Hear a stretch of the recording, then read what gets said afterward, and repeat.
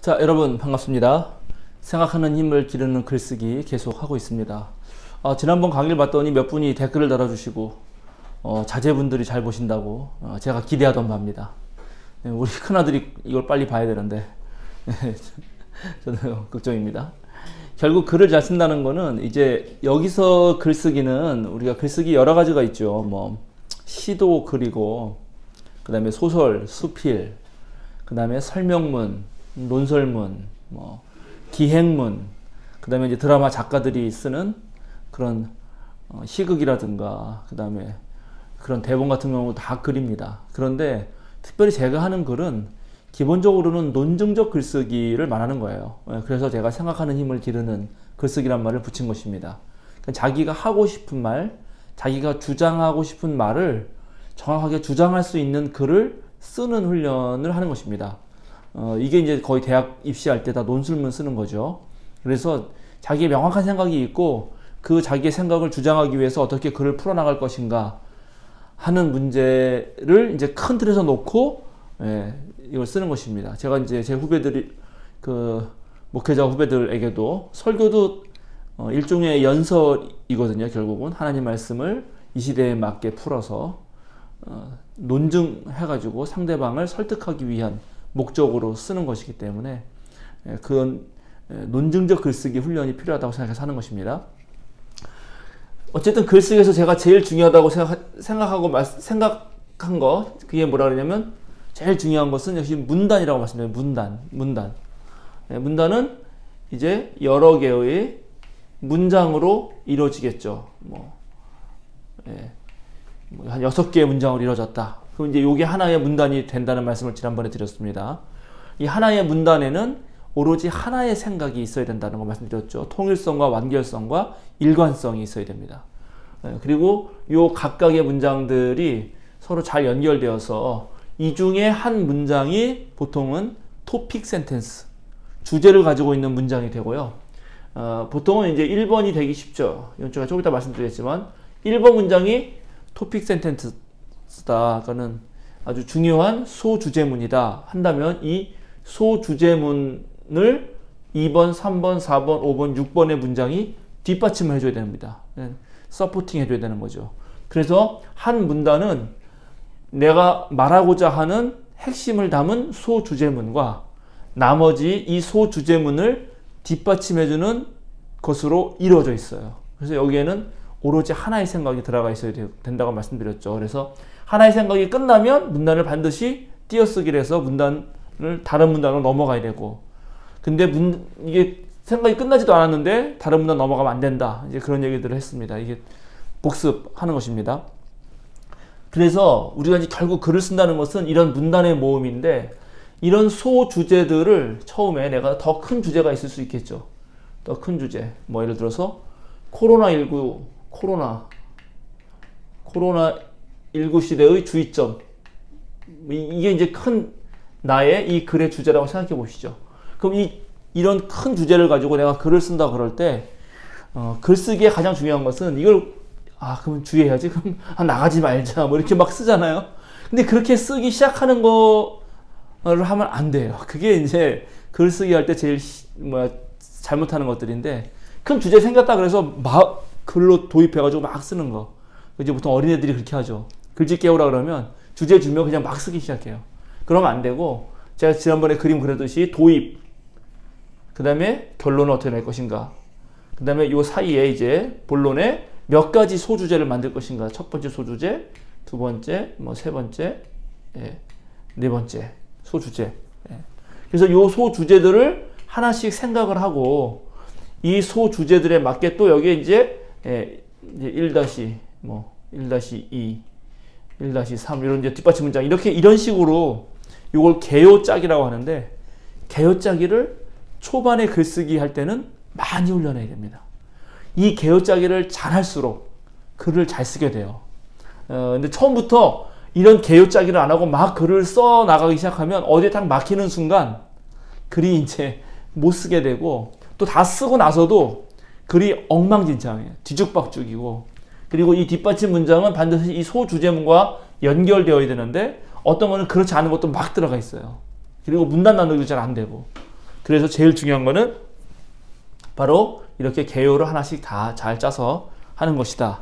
이 말씀을 드리고, 그럼 오늘은 문단 한 개를 보면서 소주제문과 뒷받침 문장이 어떻게 되는지를 여러분하고 좀 살펴보려고 합니다. 자, 이제 여러분 보시는 영상에 나올 텐데요. 제가 한번 이제 읽어보겠습니다. 이거는 10개의 문장으로 되어 있는 한 문단인데요. 그 중에 제가 제일 첫 문장을 읽어볼게요. 요즘 국어 순화 운동이 크게 진전을 보이고 있다.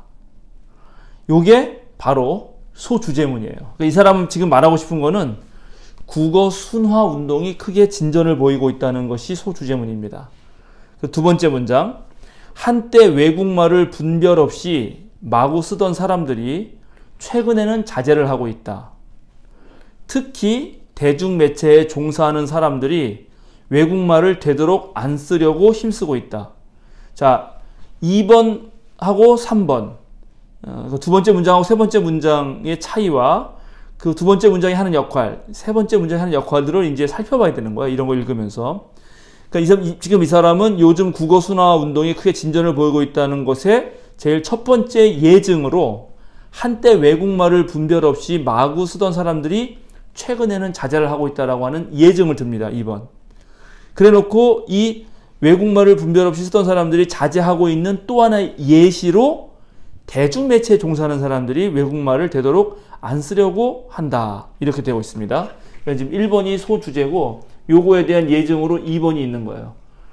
1번은 이제 국어 순화 운동 진전 보이는 거고 외국말 쓰던 사람들이 안 쓴다. 근데 특별히 대중매체 3번은 또 요걸 뒷받침해 주죠. 대중매체에 있는 사람들이 안 쓴다. 4번은 보니까 운동 경기의 중계 방송들에서도 그런 점이 드러나고 있다. 이렇게 말하고 있어요. 그러니까 이거 대중매체와 연결되는 거죠. 그러니까 3번 다음에 4번 운동 경기는 이 3번하고 같은 거예요. 같은 레벨에 있어요. 같은 등 위에 있어요. 국어 순화 운동이라 그랬는데 제가 방금 같은 레벨이라 그랬네. 그죠? 등 위에 같은 등 위에 있습니다. 같은 등급에 있어요. 그러면서 5번은 뭐라고 되어 있냐면 가령 구석차기, 길게 차기, 짧게 주기, 옆줄 따위와 같은 우리말은 새로 만들어 쓰려는 시도를 하고 있는 것이다. 구석차기는 코너킥이죠. 길게 차기는 롱킥, 짧게 주기는 쇼패스, 옆줄은 사이드라인. 이제 이런 말들은 막 썼는데 이제 그런 것들을 다 우리말로 고쳐서 하려고 하는 그런 예가 있다는 거죠. 그러니까 이건 또 5번은 4번 운동 경기에서 한다. 그거에 대한 예로서 드는 거죠. 예로서. 6번 보니까 또한 어려운 한자말을 쉽고 정다운 토박이 말로 바꿔 쓰려는 기풍이 사회 각층에서 일어나고 있다. 갑자기 어려운 한자말을 토박이 말로 바꾼다는 얘기가 갑자기 나오고 있어요. 어려운 한자말을. 이거는 지금 여기 2번에서 외국말을 분별 없이 쓴다는 것이 자제를 하고 있다는 것과 거의 동급에 맞먹는 또 다른 얘기가 나오는 거죠. 국어 순화 운동이 진전을 보인다. 하나는 외국말을 막 쓰던 것을 자제한다. 두 번째는 이렇게 보면 이 구조가, 그리고 또 하나의 예로서는 이제 한자어를 토박이 말로, 여기는 외국어 또는 외래어를 이제 우리말로. 근데 외래어를 우리말로 쓰는 것에 특히 대중매체에서 이렇게 쓰는데 대중매체 중에서는 운동 경기로 좁아드는 거예요. 대중매체는 여러 가지가 있는데 운동 경기로 좁아들었고 그 운동 경기 중에서 다양한 코너킥이라든가 그걸 구석차기로 쓴다든지 하는 걸 예를 드는 거죠. 그런데 갑자기 6번 여섯째 문장에서는 한자어라고 말한단 말이죠. 그 다음에 한자말이 7번 이제 7번째인데, 한자말이 우리말 속에 오랫동안 뿌리를 받고 있지만 역시 순수한 우리말은 될 수 없는 이질스러운 요소임에 틀림없다. 그러니까 왜 한자말을 토박이 말로 바꾸느냐, 그것은 한자말이 우리 생활에 익숙해 있어도 그건 우리말이 아니기 때문이다라고, 이거는 부연 설명해 주는 거죠. 이 6번에 대해서 부연 설명해 주고, 그 다음에 8번 8번째 문장은 뭐라고 되어 있냐면, 더구나 그것들이 순수한 토박이 말보다도 더 많다는 점에서 문제가 심각하다. 그렇죠. 한자어가 우리가 쓰고 있는 언어의 한 80% 정도 된다고 그래요. 국어학자들에 의하면. 그러니까 또 한자말이 얼마나 많은가를 또 예를 들어 설명해 주고 있습니다. 다음 9번째 문장. 그런데 이런 한자말을 우리말로 바꿔 쓰는 예가 자꾸 늘어나고 있다. 한자가 많은데 다시 한번 요 6번에 토박이 말을 한 번 더 강조해 주면서 한 번 더 언급해 주는 거예요. 9번은. 그 다음에 10번째 마지막 문장 어떻게 되냐면 외길, 건너가는 길, 잘라 말하다, 내다보다, 밝히다 따위의 말이 생겨나고 있으며 그럼 이 말의 무엇이냐? 외길은 일방통행, 일방로 이렇게 일방. 건너가는 길은 횡단보도. 횡단보도를 건너기를 쓴다는 거예요. 단언하다.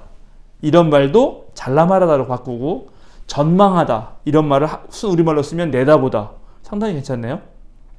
천명하다라는 말은 밝히다. 이렇게. 그는 한자어도 다 우리말로 바꾸는 것이 한다는 거죠. 그리고 이제 아이차, 맞고만, 만나니, 꽃샘 같은 상품 이름도 이제 그렇게 한다는 거고, 다나 약국, 약국 이름인데, 다나 약국. 좋네요, 약국 이름. 고운의 의상실, 의상실인데, 고운의 의상실. 늘봄 다방 등 토박이 말, 상어 등이 새 맛을 돋우고 있다. 이렇게 되어 있습니다. 그래서 이제 이거 아주 좋은 예인데요.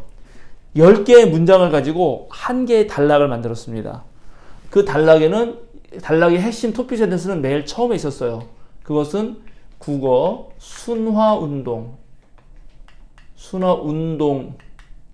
운동의 진전이에요. 진전. 국어 순화 운동의 진전. 그리고 이 국어 순화 운동의 진전되는 가장 중요한 특징을 2가지를 들었죠. 2번과 6번. 하나는 외국어와 외래어가 우리말로 쓴다. 또 하나는 한자어를 우리말로 바꾼다. 그리고 나머지 3, 4, 5, 7, 8, 9, 10은 요 각각의 2번에 또 요거보다 더 작은 토픽에 대한 뒷받침을 해주는 거죠. 뒷받침. 여기서는 특별히 대중매체를 얘기했고, 대중매체 중에서 운동경기를 얘기했고, 운동경기에서 실제 예를 들었고, 여기 이제 한자어가 아무리 우리말이 쓰였다 하더라도 문제다. 그리고 실제로 한자어가 너무 많다. 그 많은 것 중에 한자어로 바꾸고 있다. 그리고 바꾸고 있는 실제 예들을 또 이렇게 들었어요. 그러니까 요거는 상당히 잘된 문장이죠. 여기에서 국어 순화 운동의 진전을 위해서 필요 없는 문장은 없어요. 그러니까 문장을 이렇게 쓸 때 이게 아주 훌륭한 문장이 되는 것입니다. 요걸 하나 예를 드리고, 그러면 이제 중요한 건 이 문단에서 이 토픽 센텐스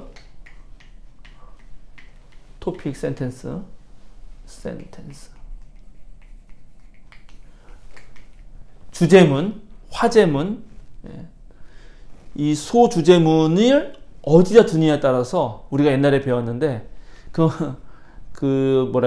글의 성격이 달라져요. 소주제문을 제일 앞에 놓는다. 머리에 놓는다. 머리에. 이거를 두괄식 문단이라고 그러죠. 두괄식. 그 다음에 어떤 경우는 맨 마지막에 놔요. 토픽 소주제문을. 이걸 미괄식이라고 합니다. 어떤 거는 중간에 놓기도 해. 중괄식이라고 하고, 어떤 거는 앞에도 놓고 또 맨 밑에도 놓기도 해요. 이거 양괄식이라고 해요. 어떤 거는 소주제문이 명확하게 드러나지 않는데 다 읽고 나면 이 사람이 뭔가 얘기하고 싶구나를 알게 되는 것들이 있어요. 그러니까 잠재적이에요. 잠재적. 그 정도의 문단 외에는 거의 없어요. 그러니까 여러분이 쓰는 문단은 요 5가지 안에 들어가요. 그런데 놀랍게 한 문단을 딱 보면은 이 논증적 글쓰기에 100개 중에 80개, 90개라 해도 과언이 아니에요. 그것은 대부분 두괄식입니다. 두괄식. 자기가 하고 싶은 말을 맨 처음에 탁 던지고 그 다음에 설명해 가는 방식이죠. 왜 그러냐면 이게 제일 쉬워요. 이것의 장점은 이렇게 하는 게 제일 쉽다는 거예요. 근데 단점이 있죠. 단점은 뭘까요? 단점은 재미가 없다는 거예요. 글이. 왜냐면 여기다 다 써놓고 이제 할 얘기 다 했는데 뭐. 그래서 이제 목사님들이 설교할 때 첫째 이거, 둘째 이거, 셋째 이거. 그렇게 해가지고 이제 그걸 대지설교라고 하는데, 그렇게 하는 거는 사실 재미가 없어요. 듣기가. 그러나 그게 쉽기 때문에. 그러면 그것의 정반대로 좀 흥미진진하게 하면서 진짜 하고 싶은 얘기를 싹 감춰두었다가 다른 얘기를 착착착 하다가 맨 마지막에 그래서 이렇다 하는 게 미괄식이죠. 이거는 괜찮거든요. 상당히 의미가 있어요. 그런데 똑같아. 반대예요. 어려워. 그런 거를 쓰기가. 그러니까 다른 거를 밑에 쫙 이렇게 밑밥을 깔듯이 이런 얘기를 쫙 하다가 그것이 쫙 연결되면서 맨 마지막에 딱 핵심적인 얘기를 한다는 거는 그 보통 글쟁이가 아니면 쉽지 않습니다. 그래서 한 20% 미만의 글들이 그렇고요. 그 다음에 이것보다 더 어려운 거는 중괄식이에요. 중괄식. 중괄식은 어떨 때 쓰냐 하면은 미괄식처럼 앞에서 어떤 얘기를 해요. 어떤 얘기를 하다가 그래서 이런 결론이 나온다 라고 일단 소결론 같은 걸 딱 내놓고 여기서 확 뒤집어. 그러나 그게 꼭 맞느냐 그러면서 다른 얘기를 해요. 그래서 여기서 다른 얘기를 쫙 끌고 가는 거예요. 그래서 이 앞뒤가 완전히 싹 바뀌어요. 반대가 돼요. 근데 이런 글을 쓰면 이거 대단한 글이에요. 이거 완전히 그 흥미진진하고 두 개가 대결이 되고 막 쫙 빨려 들어가다가 또 막 전환, 반전. 우리 그 드라마도 그렇잖아요. 드라마도 막 이렇게 가는데 빨려 들어가는데 그래서 딱 누구나 이제 예측하는 거죠. 아, 이렇게 되면은 저 여자가 저럴 것이다 하고 예측하고 있는데 그런 것처럼 하다가 갑자기 아니다 하면서 다른 게 탁 튀어나오면은 완전히 그냥 사람의 뭐랄까 감정을 흥분시키고 재밌듯이 중괄식은 그렇습니다. 근데 이런 중괄식을 쓰는 거는 정말 대단한 학자들이 많이 쓰죠. 제가 뭐 한국에서 글을 제일 잘 쓰는 학자 중에 한 분이 김우창 선생님이신데 김우창 선생님은 한 가지 글에서 이런 중괄식을 7, 8번씩 쓰세요. 그러니까 그의 사유의 깊이가 아주 가벼운 것부터 쫙쫙쫙 나가다가 딱 하고 더 생각해보자. 정말 그러냐고 또 다른 얘기하고 쫙 하다가 여기서 또 다른 생각하겠다 그러고 딱 바꾸고 이렇게 하시거든요. 근데 그 대단한 글입니다. 정말. 그리고 이제 어떤 경우는 여기서 한번 얘기해주고 여기서 한 번 더 집중해주는 그런 양괄식의 경우도 있습니다. 그런데 이런 소주제문이 없고 그냥 의도적으로 읽고 나면 또는 듣고 나면 쓰고 나면 저절로 알게 되는 그런 어떤 글이 있느냐. 대체로 기행문이 있습니다. 기행문. 기행문은 어디 하나 딱 쓰기가 어려워요. 무슨 주제하기가. 그러나 쭉 읽어 나가면 나중에 아 진짜 거기 한번 나도 가보고 싶네. 그런 생각이 들도록 만드는 그런 글들이 있습니다. 자, 그래서 오늘 강의에서 핵심적인 것은 이제 앞으로 계속 우리가 보겠지만 소주제문이 있고 그 소주제문에 대해서 어떻게 뒷받침할 것이냐. 이 뒷받침 문장의 구조가 잘 짜야 된다는 말을 여러분에게 드렸고요. 이 뒷받침하는 방식은 예증이 있고 부연설명이 있고 논증이 있고 그 다음에 열거가 있고 여러 가지 방법이 있습니다. 그래서 그런 것들은 그때그때에 맞게 여러분들이 잘 써야 되고 이런 충분한 예시와 설명과 논증이 있을 때 이 글은 훨씬 더 탄탄한 글이 된다. 자, 이렇게 말씀드리겠습니다. 자, 그러면 이번 강의는 여기서 마치고요. 다음번에는 소주제문의 요건, 소주제문은 어떤 것이 좋은가 이런 얘기도 좀 하고 또 다시 뒷받침 문장은 어떻게 다는 게 좋은지를 더 세부적으로 하겠습니다. 여러분 감사합니다.